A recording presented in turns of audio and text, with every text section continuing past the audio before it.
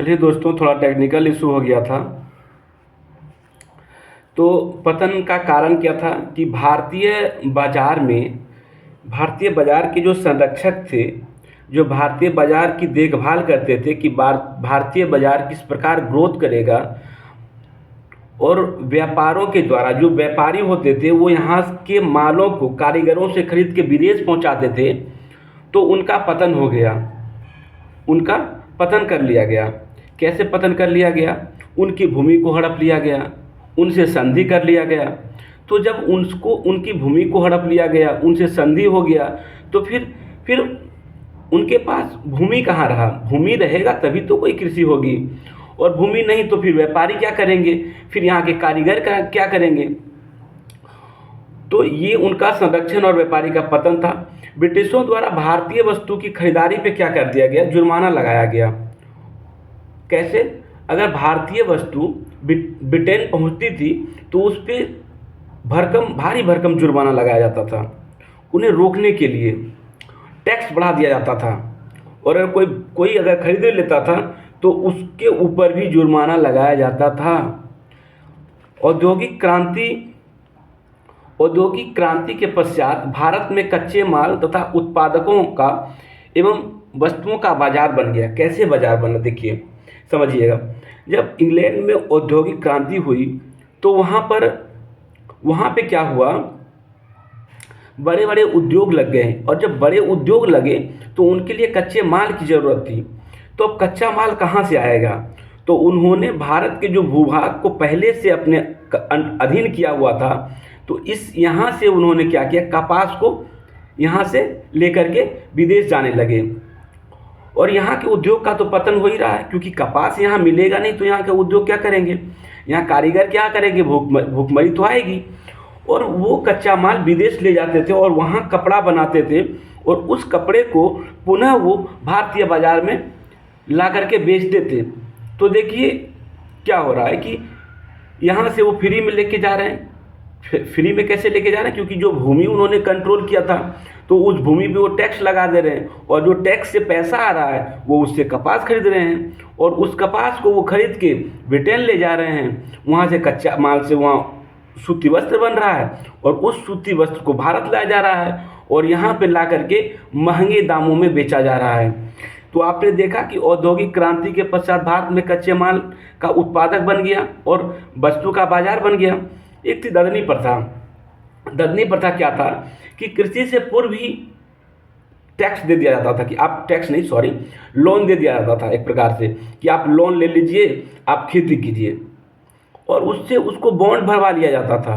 और वो जो किसान थे, भोले वाले किसान, वो लोन को कभी चुकता ही नहीं कर पाते थे, और इस तरह वो जो है ना, वो चंगुल में फंसते चले जाते थे। तो ये ददनी प्रथा था, ये आप ध्यान रखिएगा, ठीक है।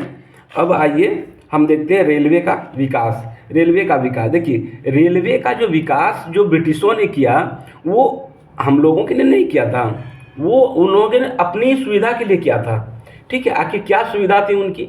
तो आइए जानते हैं। देखिए, जो यहाँ से माल लेके जाया जाता था, तो भारत पे हम बताए थे आपको कि भारत के लगभग क्षेत्र पे उन्होंने अपना कंट्रोल कर लिया था।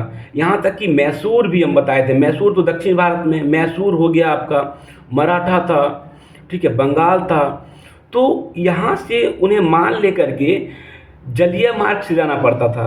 तो जलीय मार्ग से जाने के लिए उनको बंदरगाह के आसपास होना चाहिए, तो वो माल को तीव्रता से बंदरगाह तक पहुंचाए, तो इसके लिए उन्होंने रेल बिछाया, ठीक है।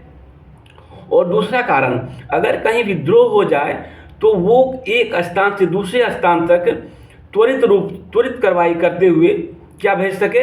आपका सैनिक भेज सके।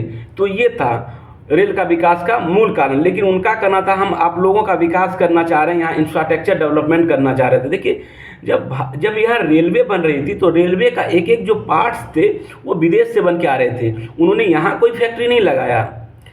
तो पहली रेल जो चली थी 1853 में बम्बई से थाने के बीच चली थी, याद रखिएगा, क्वेश्चन पूछता है।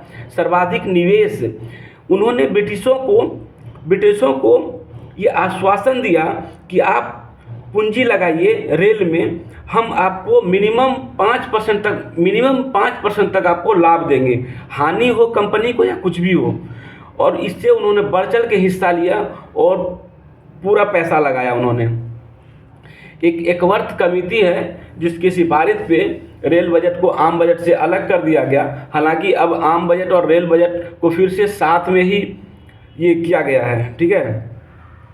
आइए हम औद्योगिक विकास कुछ हुए, तो औद्योगिक विकास में हम कुछ पॉइंट्स देख लेते हैं कि प्रथम सूती वस्त्र जो था कहाँ लगाया गया था। सूती वस्त्र उद्योग 1818 में कोलकाता में लगा था, ठीक है। और लेकिन हालांकि ये असफल रहा, तो फिर द्वितीय जो सूती वस्त्र का उद्योग लगाया गया वो 1853 में बम्बई में लगाया गया था। जो कावस जी डावर यहाँ थे, कावस जी बहुत बड़े उद्योगपति थे, उन्होंने ये लगाया था जो सफल भी रहा।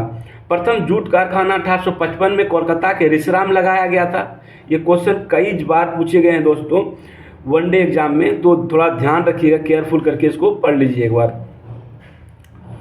तो प्रथम जूट कारखाना कहाँ लगा? कोलकाता के रिसरा में लगाया गया था। और अगर प्रथम चीनी उद्योग अगर बोलेगा तो बिहार के बेतिया में लगाया गया था 1840 में। प्रथम सीमेंट उद्योग कहाँ लगा? तो वो भी 1904 में चेन्नई में लगाया गया। देखिए टिस्को की स्थापना कब हुई थी? तो 1907 में हुई थी।